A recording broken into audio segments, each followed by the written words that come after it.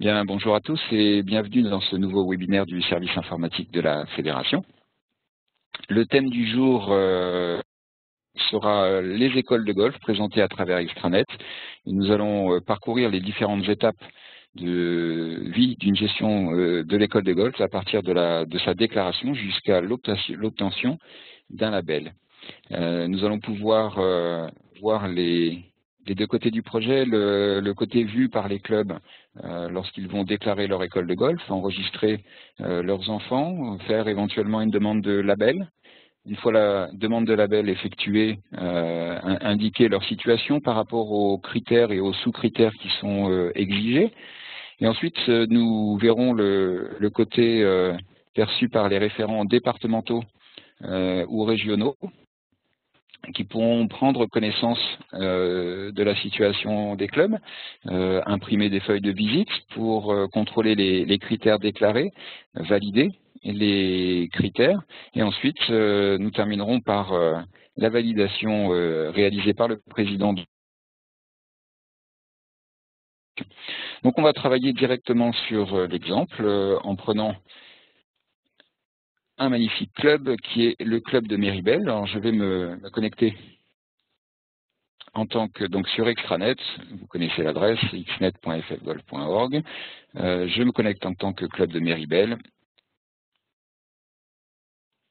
Je prends donc, j'ai un accès administrateur Extranet, ce qui me permettra de vous présenter la façon d'enregistrer un responsable d'école de golf dans un club.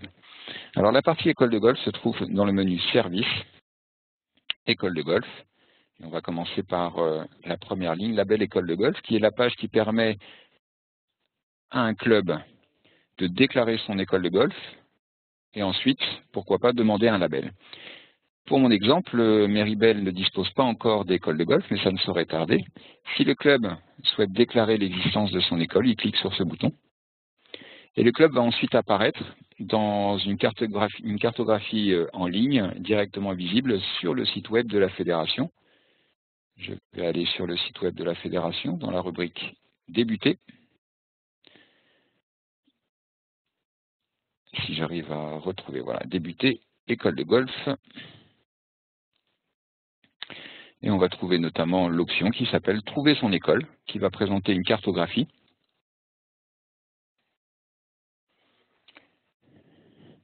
Donc on va pouvoir zoomer sur la carte et voyager un petit peu. Et si je dis pas de bêtises, Méribel devrait se trouver par ici. Et on voit maintenant sur la cartographie en ligne le petit indicateur positionnant le club de Méribel et indiquant qu'il dispose d'une école de golf.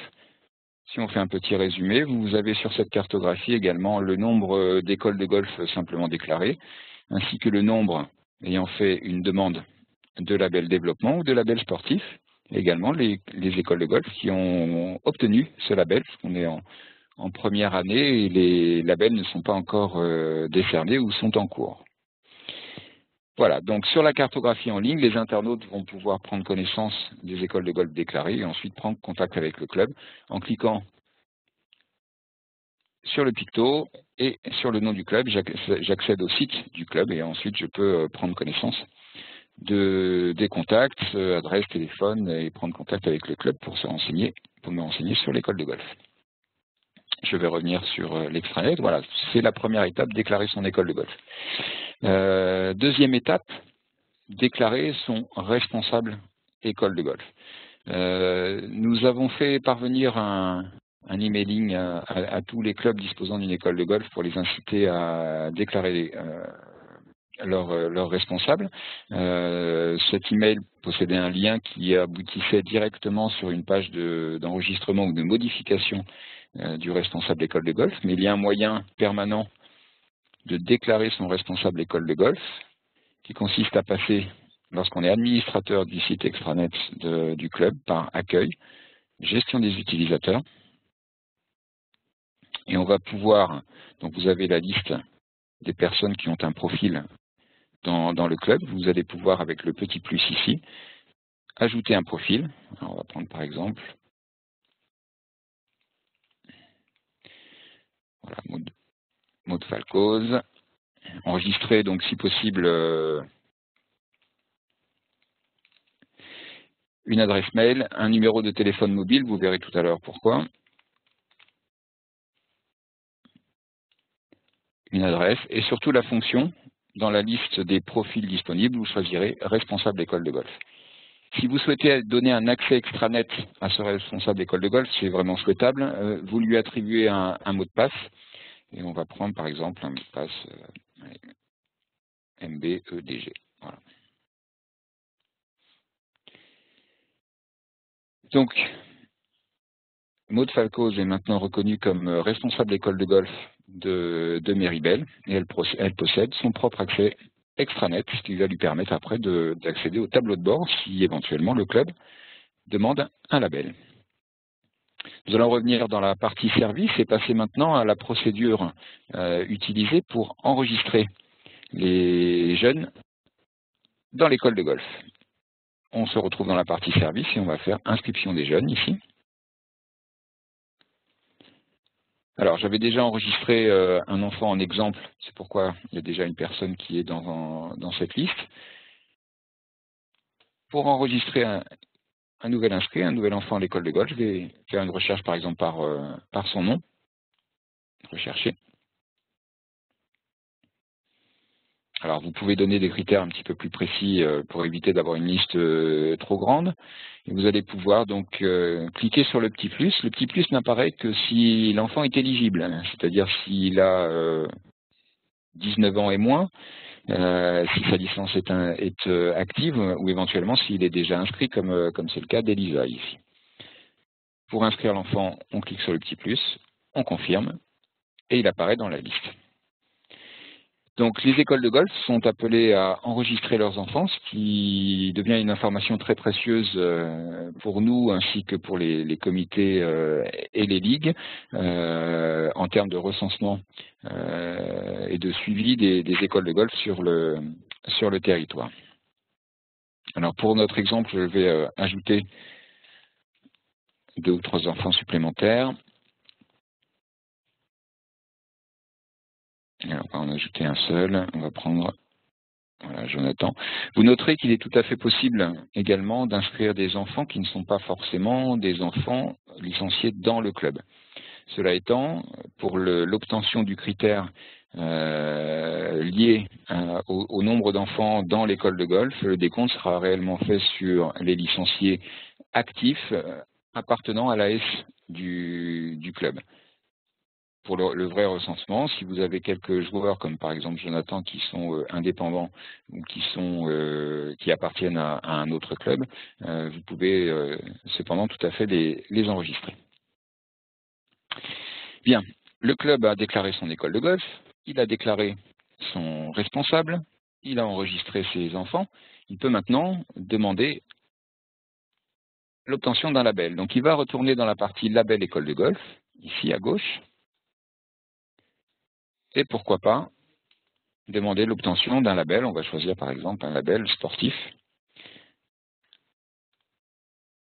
Alors je ne détaillerai pas on va dire précisément les différences entre le label sportif et développement dans ce webinaire. Vous avez un guide fédéral absolument complet qui vous est présenté, ainsi qu'une présentation de synthèse des deux demandes de label. Disons globalement que le label sportif reprend les 6 critères du label développement en y ajoutant quelques contraintes supplémentaires sur le plan sportif et notamment par exemple la participation au championnat de France des moins de 17 ans pour le club. Alors mon club de Méribel a fait sa demande d'obtention de label sportif, c'est bien enregistré, il va pouvoir maintenant accéder à son tableau de bord. Le tableau de bord est vraiment l'écran qui va permettre au club de piloter son école de golf, en tout cas accompagner son école de golf dans l'obtention du label, en prenant connaissance de tous les critères et sous-critères demandés et d'indiquer aux référents départementaux et régionaux sa situation par rapport à ses exigences. Vous avez la liste des 7 critères demandés pour l'obtention du label sportif, une séance de formation minimum par semaine, l'utilisation des outils fédéraux, le fait que tous les élèves de l'école de golf soient licenciés et qu'il y en ait un minimum de 15, organiser les compétitions sportives pour les jeunes, disposer d'un tableau d'affichage, faire un bilan de l'activité dans le club et participer au championnat de France par équipe des moins de 16 ans. Chacun de ces critères est découpé en sous-critères que le club peut consulter en cliquant ici sur les éléments du critère. Vous avez le détail et dans le tableau de bord, le responsable école de golf va pouvoir déclarer sa situation par rapport à chacun de ces sous-critères. On va prendre par exemple la situation par rapport au nombre d'enfants inscrits et au fait qu'ils aient une licence dans le club. Vous avez dans ce sous-critère, dans ce critère présenté, un rappel du nombre d'enfants inscrits. On retrouve bien les 3 enfants qui ont été inscrits à l'école de golf tout à l'heure. Ils étaient bien tous les 3 licenciés actifs. Donc, le critère 100% des élèves de l'école de golf sont licenciés. Il est satisfait, donc le club peut dire OK. Par contre, 15 élèves minimum sont inscrits à l'école de golf et licenciés en lien 1. Vous vous souvenez tout à l'heure, on avait un indépendant et de toute façon, on n'a pas le quota de 15. Donc pour l'instant, on reste encore en non. Tenant compte de situations qui pourraient être exceptionnelles, le club peut aussi, sur certains critères, se positionner en déclarant que ce critère n'est pas applicable, n'est pas accessible pour lui, et auquel cas, les raisons qui feraient que ce critère ne pourrait pas être appliqué dans son club doivent être discutées avec le référent régional ou départemental, qui décidera ou non si on peut passer ce critère en OK. Regardez ce qui se passe lorsque un critère est intégralement déclaré, c'est-à-dire qu'il ne reste plus aucun des sous-critères dans la colonne non.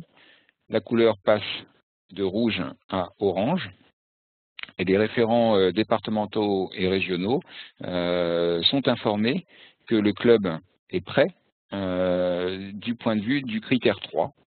Et vous verrez tout à l'heure comment les référents régionaux et départementaux peuvent effectuer le contrôle et éventuellement par la suite donc valider le critère. Voilà, donc le club fait sa déclaration, il déclare sa situation par rapport aux exigences du critère au fur et à mesure de l'année, le plus tôt possible bien sûr. Donc il fait son travail. On va passer maintenant à la vue que vont avoir les référents par exemple départementaux. On va se déconnecter et on va se connecter en tant que responsable école de golf du département. Donc je vais passer en Savoie.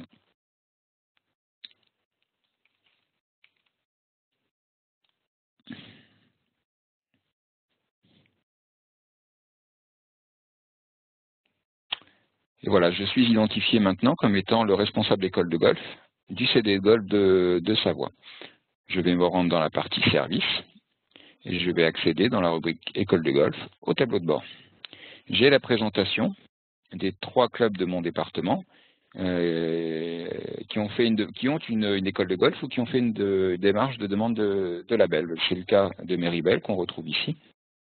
Et en cliquant sur ce petit bouton, le responsable départemental va pouvoir accéder au tableau de bord du club en temps réel. Vous voyez que les critères qui ont été validés tout à l'heure en tant que responsable école de golf de Méribel sont bien positionnés tels qu'ils étaient.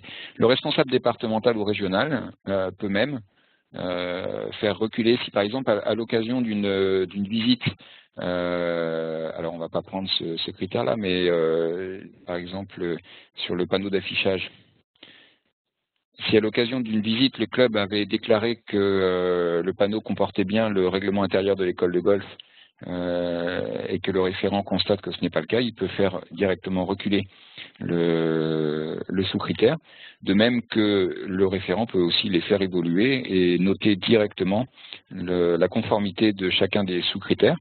C'est quelque chose qui peut être par exemple fait en compagnie du responsable de l'école de golf locale à l'occasion d'une visite. Imaginons par exemple que le référent départemental se déplace avec une tablette il pourrait très bien accéder à l'extranet via sa tablette et faire évoluer chacun des critères à l'occasion de la visite et d'un entretien avec le responsable école de golf locale. Voilà. Autre élément utile pour la personne qui va être amenée à contrôler et à faire les visites, il va pouvoir télécharger la grille de labellisation. En cliquant sur ce petit bouton, ça lui affiche un document en PDF. Voilà. Un document en temps réel qui va lui permettre d'imprimer et d'avoir un état des lieux pour le club à un instant T. Donc vous vous souvenez tout à l'heure, on avait validé les 3 sous-critères relatifs aux élèves de l'école de golf, mais on retrouve en fait ces 3 sous-critères déclarés conformes.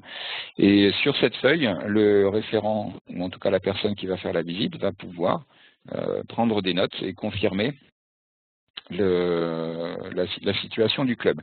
Disons que ce sera le pendant papier de ce que le référent pourrait faire sur son portable ou sur une tablette de manière directement connectée.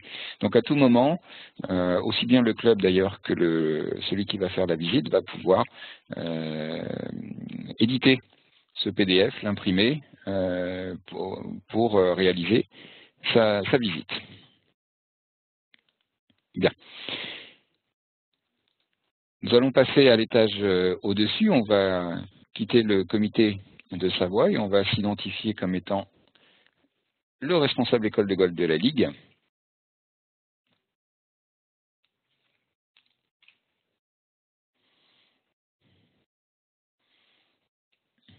Voilà, donc je suis maintenant le responsable école de golf de la Ligue Rhône-Alpes. Je vais aller également dans la partie tableau de bord.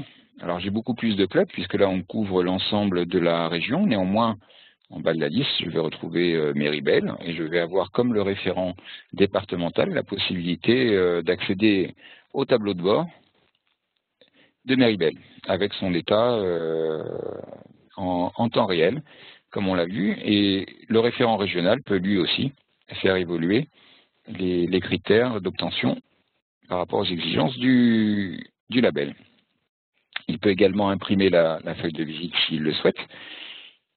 La petite différence, et le bouton que va avoir le référent régional en plus, c'est la possibilité de valider le critère. Si par exemple pour un critère donné, il considère que tout est conforme, après échange avec le responsable départemental, il peut valider le critère et regardez, le critère est encadré maintenant de vert, il est validé par le référent régional.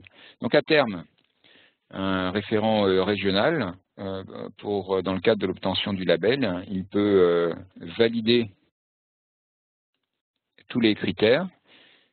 Je le montre volontiers ainsi pour montrer qu'il est tout à fait possible pour un responsable régional de valider un critère, même si le club ou le référent départemental n'a pas fait la déclaration extranet. Nous avons souhaité que l'outil informatique ne soit pas un frein pour la procédure de demande de label. Donc dans le cas où, pour des raisons pratiques, ni le responsable local ni le responsable départemental n'ont pu faire évoluer ces critères, le responsable régional peut les valider. De même que nous allons voir maintenant le point de vue du président de la Ligue. Le président de la Ligue pourra valider l'obtention d'un label par un bouton supplémentaire qui va apparaître, quel que soit l'état des sous-critères qui sont présentés. Je vais me déconnecter et on va maintenant s'identifier comme étant le président de la Ligue Rhône-Alpes.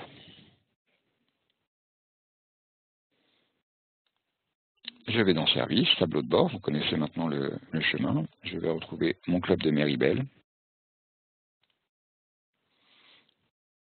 Alors j'accède à son tableau de bord en temps réel. On voit en vert maintenant les critères qui ont été validés par le référent régional à l'instant. Et je peux, en tant que président de ligue maintenant, valider le label. Le label est désormais validé. Ce qui va simplement changer le picto qui est visible sur la cartographie en ligne et déclarer que le club est bien titulaire du label sportif. Voilà, nous avons terminé cette présentation qui parcourait les différentes étapes de la déclaration d'une école de golf jusqu'à la validation du label. Nous allons passer maintenant à la partie questions-réponses de ce webinaire. Merci de votre attention.